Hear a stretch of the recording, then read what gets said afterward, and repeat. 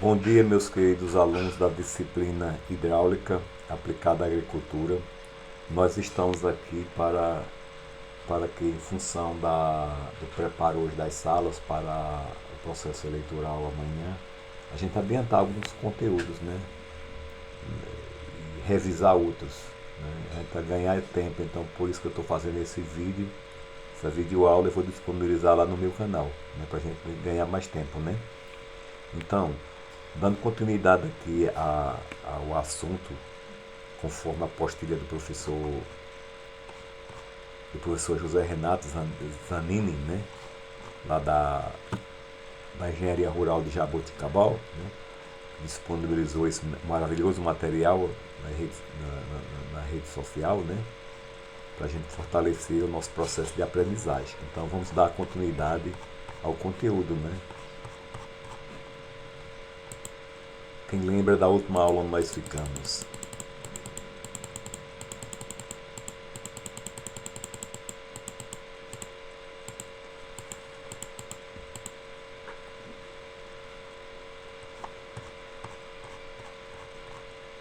Muito bem, vamos ver lá, pegar de onde nós ficamos.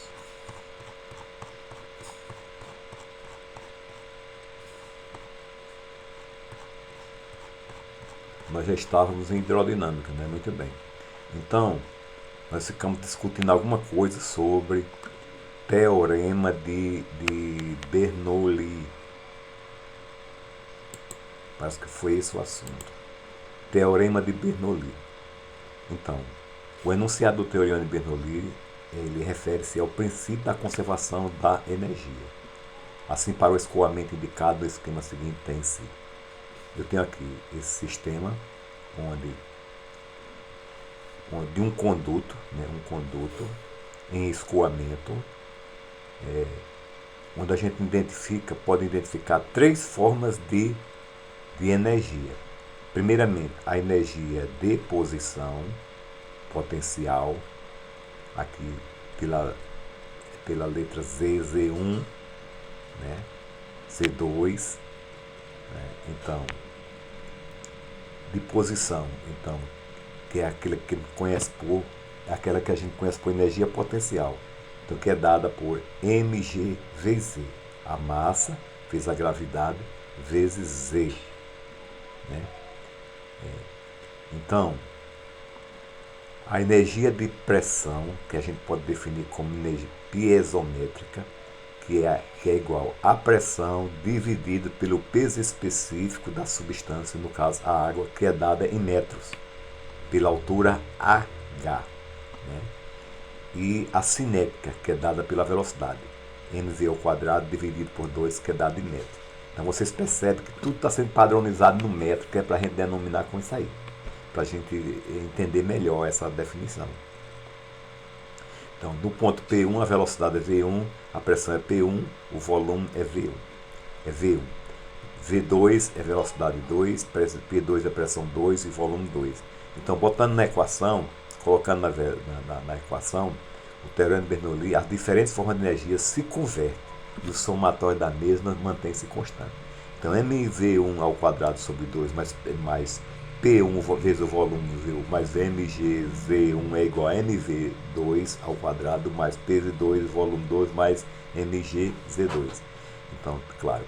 Então, como o ρ é m sobre volume, é a quantidade de matéria sobre o volume, e o peso é o peso pela quantidade de volume, o peso específico, ou então é igual a ρg, o peso é mg, não esqueça. Se a gente for substituir tudo isso aqui, a gente vai para esse final aqui, ó, onde V1 ao quadrado sobre 2g mais P1 sobre gama mais Z1 é igual a V2 ao quadrado sobre 2g mais P2 sobre gama mais Z2.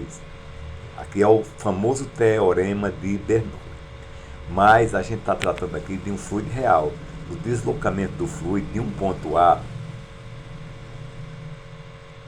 para um ponto B, né? Então, ocorre dissipação de energia com a transferência de calor para o fluido e para o ambiente externo da tubulação, devido ao atrito interno ou o atrito interno mais o atrito externo, né? Então, Aí surge aqui na segundo membro o HF, que é exatamente a energia que foi dissipada, né, para que essa equação seja compensada e o membro, né, 1 seja igual ao membro 2. Né? Muito bem. Então HF é a energia dissipada ou perda de carga. E todas as formas de energia da equação podem ser expressas em metro coluna do fluido. O MCA. A gente caracterizou, chegou o MCA, pronto, aí a gente vai para qualquer uma daquelas unidades que a gente estudou, o sistema internacional, né? Que a gente estudou anteriormente. Né? Tem aqui uns exercícios que depois a gente vai voltar neles, quando a gente tiver mais definições. Né? Nós falamos dos escoamentos em orifícios, o que é um orifício, o que é um vertedor. Né? A forma dos orifícios pode ser circular e retangular. Quanto ao tamanho, pode ser pequeno se o diâmetro da perfuração for menor do que essa carga aqui, H sobre 3. Ou ainda a área dos mesmos for menor que um décimo da área da superfície. Né? Essa área do orifício for menor que um décimo da área dessa superfície aqui. Né? Então, aí a gente viu orifício de parede delgada quando né, é menor do que 1,5 vezes o diâmetro. Ou ainda o orifício de parede delgada biselada, que é esse caso aqui. Ou ainda o orifício de parede espessa, quando E é maior ou igual a 1,5D. Ou então, quando ele tem a espessura maior do que 2 a 3D, então a água, o líquido vai fluir aqui, colada aqui nessa superfície. Né? Ou então, como no orifício de parede espessa, vai ser colado, e depois que essa espessura é igual a 2 vezes 3D, então ele é considerado um bocal. Né? Muito bem. A gente viu essa denominação aqui, pela expressão do teorema, essa denominação aqui, que nos reservatórios de nível constante. Então, se eu tenho aqui uma altura H, um nível 1 aqui, um nível 2 aqui, uma seção 1 aqui e uma seção 2, se a gente aplicar o teorema de Bernoulli para os pontos 1 lá da superfície e 2, né, tomando como referência o ponto 2, então, considerando que V1 aqui em cima é 0, que o nível do reservatório é constante, e que a pressão em P1 é igual à pressão P2, que é igual à pressão atmosférica, então Z1 é igual a H. Então, a gente adquire essa expressão aqui, a velocidade V2 é igual a raiz quadrada de 2GH. Então, essa equação aqui é a equação expressa do teorema de Torricelli, né? E ela é importante para determinar essa velocidade aqui nesse orifício, né? Na saída desse orifício.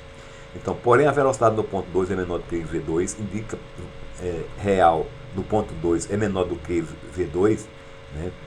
Então, se a equação, a velocidade aqui em V2 aqui, né, nessa seção aqui do fluxo é menor do que V1, significa dizer que a energia, que a velocidade diminuiu aqui na passagem, né, no contato aqui com a parede desse orifício ou desse bocal.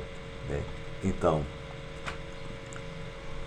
essa relação de velocidade eu posso redefinir. A velocidade real dividida pela velocidade 2. Então, eu vou criar um coeficiente que chama coeficiente de velocidade. Né? Como já antes a gente divide essa seção também, se contrair, a gente também, a seção 2 ser menor do que a seção 1, a gente também cria esse coeficiente de contração. Então, a equação da vazão, né, se eu pegar esse coeficiente da velocidade e a coeficiente de contração, multiplicar um pelo outro, eu tenho um CD, que é o coeficiente de descarga. Então, a fórmula vai ficar S, que é a área, vezes CD, né, vezes a raiz quadrada de 2GH. Lembra da equação da continuidade, onde a vazão 1 é igual a vazão 2. Ou então, Q é igual a S vezes V. Então, só tem agora diferente aqui, o que modifica aqui, esse coeficiente CD, que é referente às perdas de carga na passagem por esse orifício ou por esse bocal. Então, a equação da vazão fica S, que é a seção, vezes o coeficiente de descarga, vezes a raiz quadrada de 2GH. 2GH. Para reservatório de nível variável, então tudo isso aqui passa por uma integral, né, e vou chegar aqui. Ó. O volume é igual a SCD vezes a raiz quadrada de 2G dt, que é igual a área vezes a variação da altura, que vai variando. Enquanto o nível não é constante, essa altura que vai variando até tender a zero.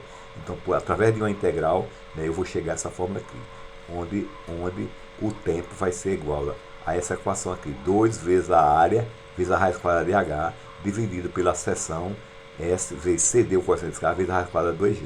Pronto, então é o tempo necessário para que esse reservatório se esvazie. Né? Tá ok? Então essa é só um pouco do aprofundamento do que a gente viu em sala de aula, né? Para consolidar o assunto e ganhar tempo.